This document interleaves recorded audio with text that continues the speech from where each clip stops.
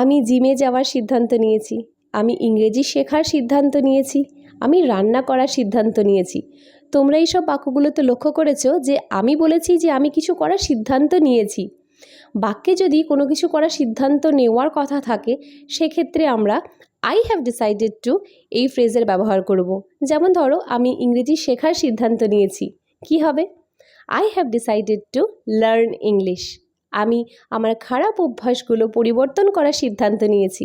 I have decided to change my bad habits. আমি জিমে যাওয়ার সিদ্ধান্ত নিয়েছি। I have decided to go to the gym. আমি তোমাদের ইংরেজি শেখানোর সিদ্ধান্ত নিয়েছি। I have decided to teach you English. আমি নতুন ব্যবসা শুরু করার সিদ্ধান্ত নিয়েছি। I have decided to start a business.